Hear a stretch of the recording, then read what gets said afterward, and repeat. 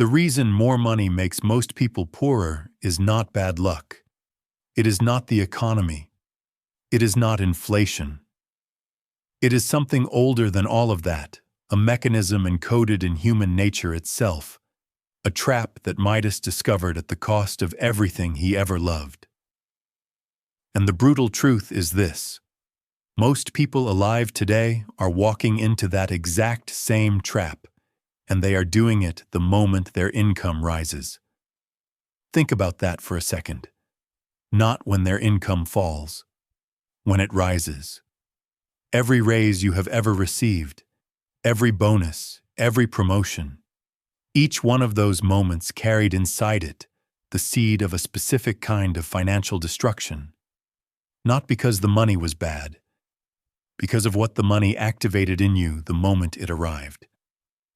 By the end of this teaching, you will understand the exact mechanism by which more income produces less financial security, and you will have a practical framework to break that cycle permanently, starting this week.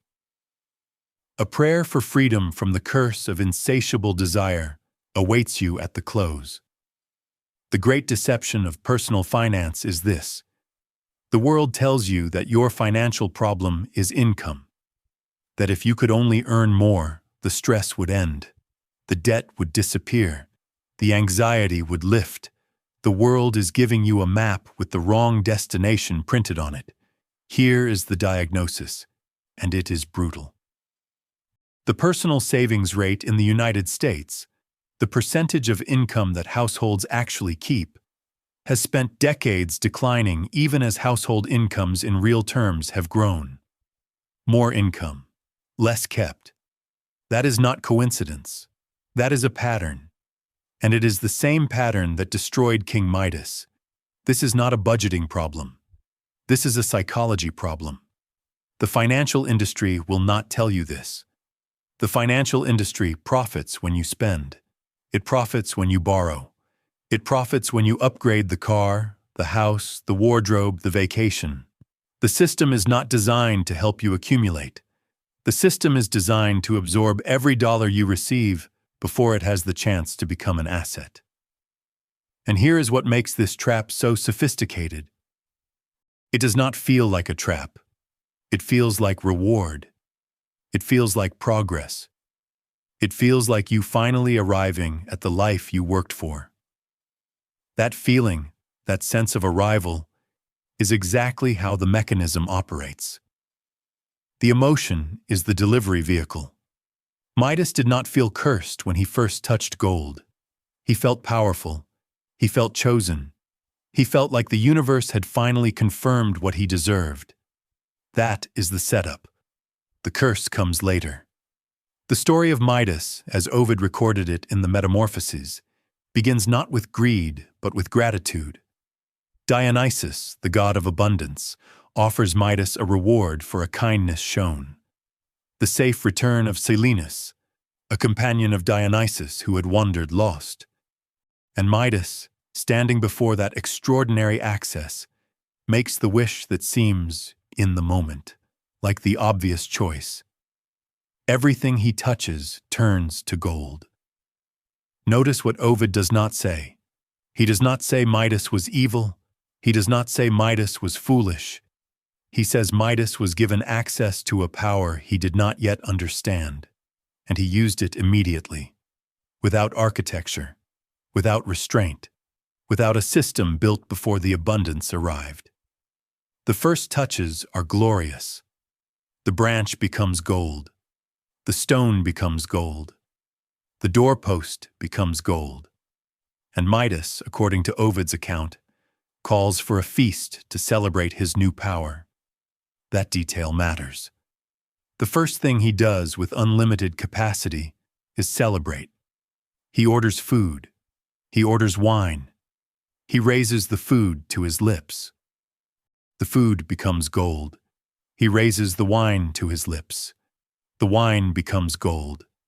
The abundance he requested is real. It is working exactly as promised, and it is killing him. Ancient accounts describe Midas in that moment, not as a villain receiving punishment, but as a man in genuine shock, a man who received exactly what he requested and discovered, too late, that he had asked for the wrong thing. He had confused the symbol of wealth with wealth itself. He had confused the appearance of abundance with the substance of it. He had mistaken gold, the representation of value, for everything that actually makes life livable. This is the principle encoded in the oldest gold story ever told. The thing you are pursuing may give you exactly what you asked for, and that may be the precise mechanism of your undoing. The river Pactolus runs through what was once the ancient kingdom of Lydia, in what is now Western Turkey. Both Herodotus and Strabo documented it as a real source of alluvial gold washed naturally through the riverbed, collectible directly from the water. It was from this foundation of natural abundance that Croesus, the king whose name became synonymous with wealth itself, built a fortune that ancient historians described as exceeding anything the world had yet seen. Croesus had more gold than anyone, more power than anyone, more access than anyone. And when the Athenian lawgiver Solon visited his court, Croesus expected to be confirmed as the happiest man alive. He showed Solon his treasury. He walked Solon through his wealth. He presented the evidence of everything he had accumulated. Solon looked at all of it and said something that Herodotus recorded with precision in the histories. "Call no man happy until he is dead." Notice what Solon is not saying. He is not saying wealth is bad. He is not telling Croesus to give it away. He is saying that wealth is not the conclusion of the story. It is an event inside the story, and events can be reversed. Croesus dismissed the warning. He let his wealth tell him who he was. He let abundance become identity. He let the scale of his treasury become the measure of his judgment. And when Cyrus of Persia came, Croesus, the richest ruler the ancient world had known, lost his kingdom, his gold, and nearly his life. The cycle was not complicated. More wealth, without the wisdom architecture to receive it, had produced not greater security, but greater exposure. The Midas Code is not mythology preserved for entertainment. It is a documented historical pattern, repeated across centuries, across cultures, across every income level. More access to wealth, without the structure to manage what that access activates, does not produce more security. It produces more vulnerability. That is what we are here to dismantle. Where are you watching from right now? Drop your city or country in the comments. I want to see how far this ancient wisdom is traveling across the world. Here is what most people miss entirely. The first principle inside the Midas Curse is what some call lifestyle inflation. But that name is too gentle for what it actually is. What it actually is absorption, automatic, invisible absorption. Every increase in income is immediately matched by an increase in expenditure. Not through deliberate planning, not through conscious choice, through the simple human tendency to equate what you earn with what you are permitted to spend. The moment more money arrives, the category of what feels necessary expands to match it. You receive the raise. The apartment that served you adequately for 3 years suddenly feels like it no longer reflects who you are becoming.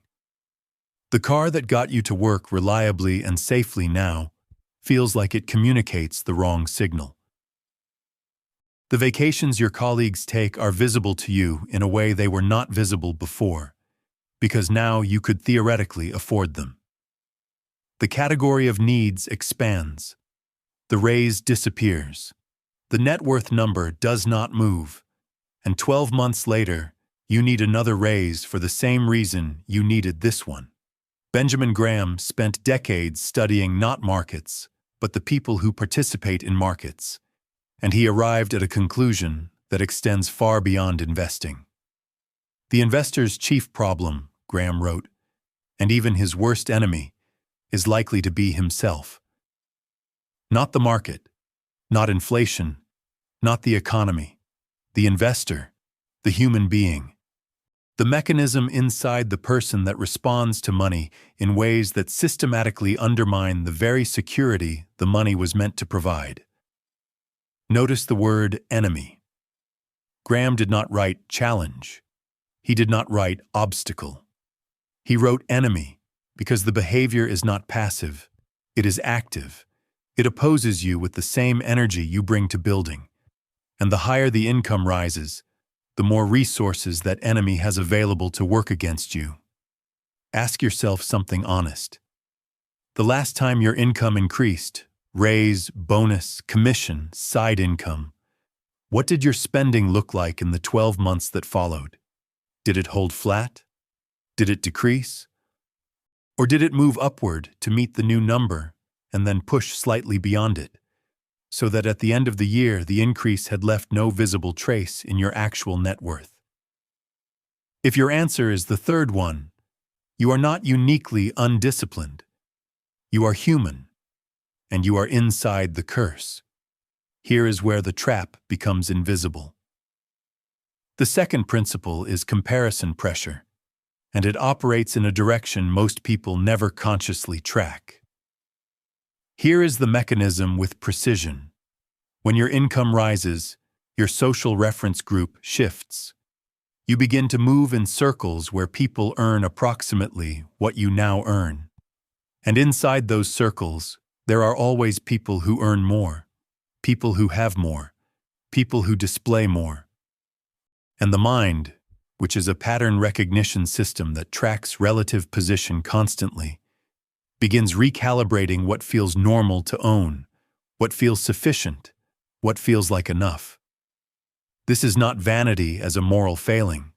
This is a biological system operating in a financial environment it was never designed to navigate. Midas, when he first received his gift, was comparing himself upward, toward gods, toward divine power, toward an abundance that had no ceiling. The comparison moved upward. The standard moved upward. The desire moved upward. And no quantity of gold produced by his touch was ever going to close that gap. Because the gap was not a material problem. It was a psychological one.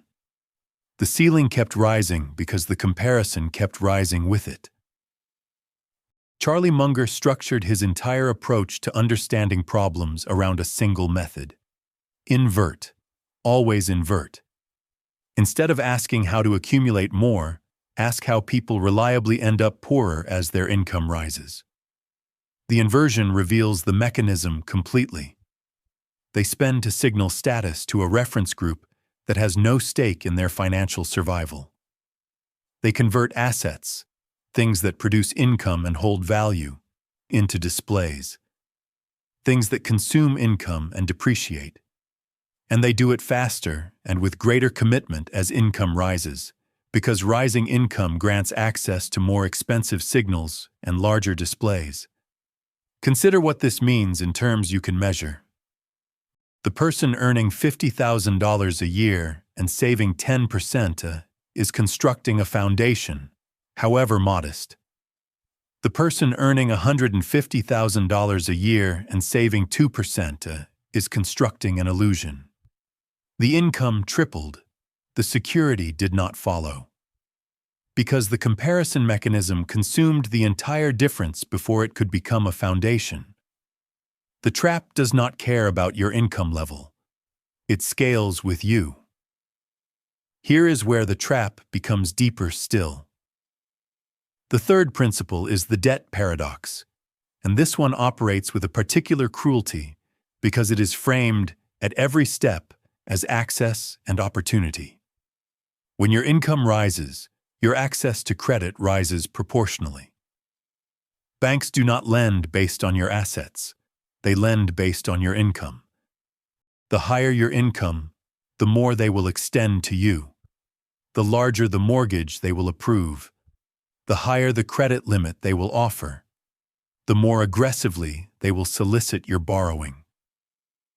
And this feels like expanded freedom, It is expanded exposure. Midas had maximum production capacity. Everything he touched became gold, and he could not eat. He had transformed infinite access into zero security. The debt paradox works through the same architecture. You have maximum borrowing capacity. You have maximum leverage access.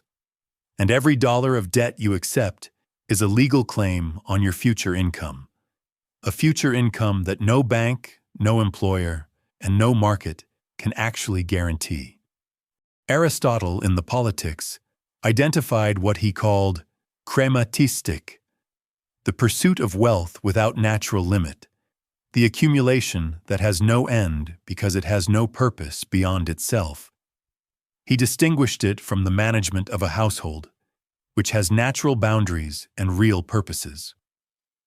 The crematistic pursuit, Aristotle argued, corrupts judgment not because wealth is corrupt, but because the pursuit without limit displaces everything that gives wealth actual meaning. You stop managing money. Money begins managing you. The person holding a high income and a lifestyle that exceeds it is not wealthy by any honest measurement. They are running a deficit dressed in expensive presentation. And the banking system will continue to fund that deficit, will continue to extend the line, raise the limit, offer the restructuring, precisely until the moment it stops. When it stops, the collapse is proportional not to the income, but to the gap that was allowed to grow between income and expenditure. The higher the income, the larger the gap the system permitted. The larger the gap, the more severe the correction when continuity fails.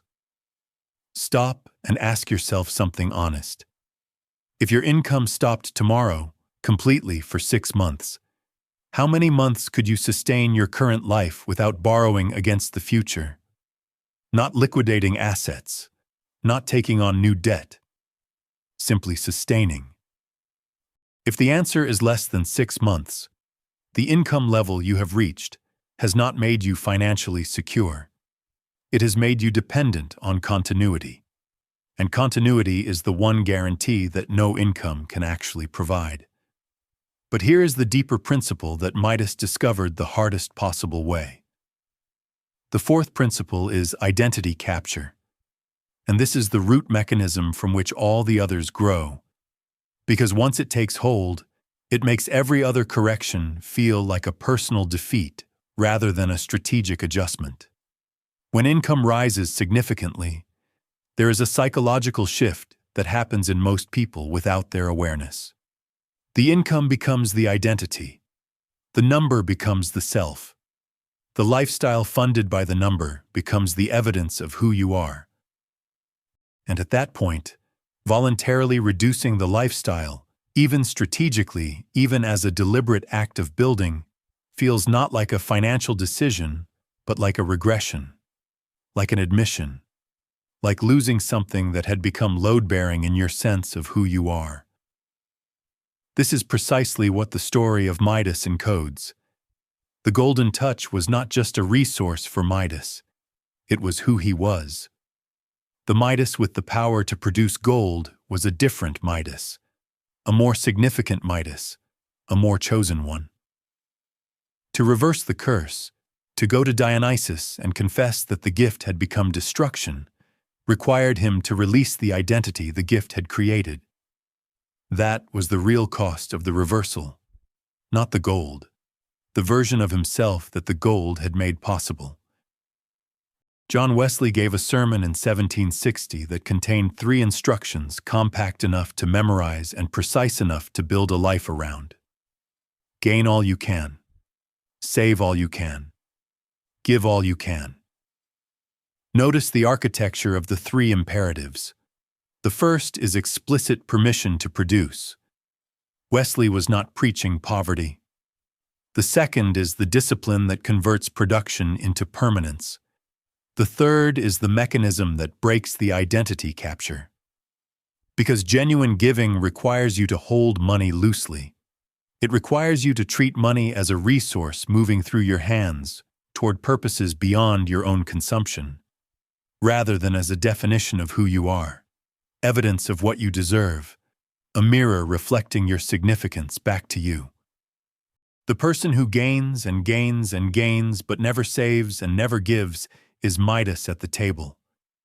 The gold keeps arriving. The hunger does not stop. The curse is not in the production. The curse is in the inability to release what has arrived. If this teaching is shifting something in your understanding, if you can see now that there is a different way to build, tap the like button right now. It helps this message reach the people who need it most. And if you want more of the wisdom the Midas Code contains, subscribe to this channel. There is much more coming. Here is the actionable framework, and it requires no special expertise. Only honesty about where you are right now. Step 1. The lifestyle freeze. The single most powerful intervention available to you the next time your income increases is to do nothing. Not nothing forever. Nothing for 90 days. Commit before the increase arrives that your spending will not change for the first 90 days after it does. No new subscriptions. No apartment upgrade. No car consideration. No wardrobe expansion. The increase moves to a separate account. You do not treat it as available for spending. You treat it as a decision that has not yet been made. At the end of 90 days, you make that decision from a position of deliberate choice rather than excitement-driven reaction. That 90-day window is the distance between the increase becoming an asset and the increase becoming absorbed. Midas should have paused before touching everything within reach. He did not. You can make a different choice. Step 2. The net worth audit. This week, not next month, this week, calculate your actual net worth. Not your income, not your credit score, not your salary title, your net worth. Every asset you own, at honest current value, minus every liability you owe, at current balance. Write the number down. If it is positive, understand precisely what is producing it and what is consuming it. If it is negative, understand the exact size of the gap between what you present to the world and what you actually possess. This number is the truth that the income figure obscures. Croesus knew the size of his treasury. He did not know the size of his exposure. Do not repeat that error. The net worth number is the only financial score that tells you where you actually stand. Step 3. The Munger inversion. Take a piece of paper and write at the top, "How would my next raise make me poorer?"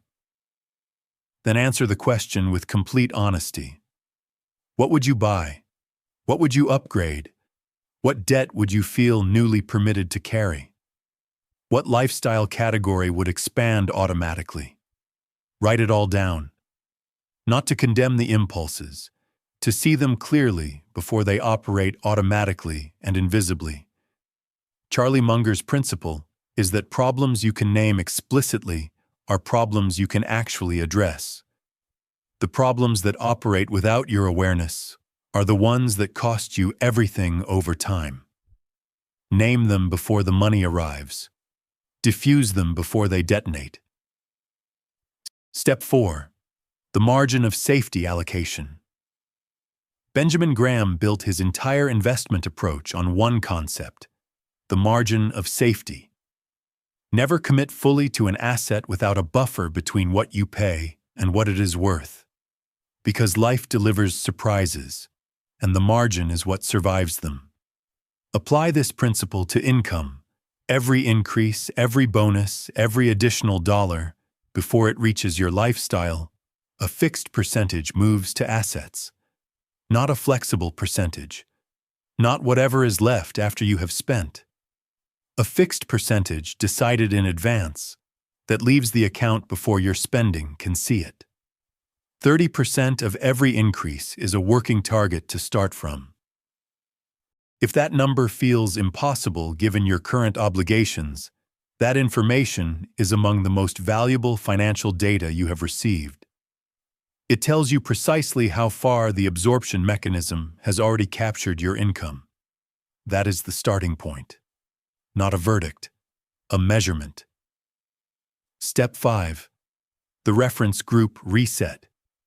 Identify the 3 people or social contexts that most influence your internal sense of what is normal to spend, what is reasonable to own, and what is acceptable to display. Be honest with yourself. It may be a social media environment, a peer group at work, a neighborhood, a family expectation. Then ask a precise question. Does any person in that reference group have accurate knowledge of your actual financial situation? Does any of them carry a stake in your long-term security? In most cases, the answer is no on both counts.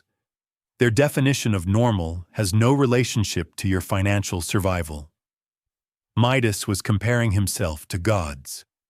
The comparison was structurally impossible to satisfy. Your comparison group may be more human, but if their spending patterns are pulling your expenditure beyond what builds actual security, the mechanism is identical. Reset the reference point. Deliberately, build your comparison around net worth construction, not income display. That single reset, applied consistently, changes what your instincts call normal within months. This is not complicated. This is ancient wisdom rewritten in the language your situation requires. If what you have heard in this teaching has landed, if you can feel the mechanism that has been working against you without your full awareness, then understand that the work is not finished. There is more encoded in this ancient code than a single lesson can hold. Every week, this channel goes deeper into the financial principles that have been operating in the background of your life. Principles that most people never name and therefore never escape. Subscribe now, and you will be notified every time a new lesson is released. Hit the subscribe button. Turn on the notification bell. The next teaching goes even deeper into the principles that distinguish those who build lasting wealth from those who simply earn larger amounts and absorb them. You have begun to see the pattern. Come back and see the rest of it. And if there is someone in your life who you recognize inside this teaching, someone who is earning more and somehow ending up further behind, share this with them. The trap works best in silence. Silence is exactly what it prefers. Before we close, I want to invite you into something different. This prayer is not a formality. It is an alignment. Close your eyes if you can, or simply align your thoughts with mine right now. What comes next is not just words.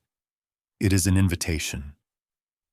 Father, we come before you with the weight of a pattern we are only now beginning to name clearly. We come with the honesty that this teaching has required. The honesty to admit that we have confused the symbol of abundance with abundance itself, that we have allowed income to define identity, that we have spent to signal to others what we were afraid we did not possess within ourselves. We confess that we have received increases and let them be absorbed before they could become foundations. We confess that we have compared ourselves to people who have no stake in our well-being and let those comparisons drive decisions that have cost us far more than we have ever calculated. We confess that we have held money tightly as identity and loosely as stewardship. And we ask now for a different way to receive what you give. We declare that we are not slaves to the absorption mechanism. We are not captives to comparison. We are not defined by what we display or what we own or what our income number says we are permitted to be. We are stewards of resources that move through our hands on the way to purposes larger than our own consumption. We ask you for the discipline to pause before we spend what we have not yet received. We ask you for the courage to measure our net worth honestly, without flinching, and to build from where we actually are rather than the image of where we appear to be. We ask you for the wisdom to gain all we can, to save all we can, and to give, so that the gold never becomes the thing we cannot release, never becomes the identity we cannot afford to surrender. We ask you to break the capture, the place where the number became the self, where the lifestyle became the evidence of worth, and to rebuild our sense of who we are on a foundation that no market correction, no lost income, and no economic disruption can take from us. Deliver us from the curse that Midas carried, not the curse of receiving much, the curse of needing more in order to feel like enough. In the name of Jesus Christ, amen. Go in peace. The gold that truly sustains you is not what you accumulate. It is what you refuse to allow to consume you. You are free.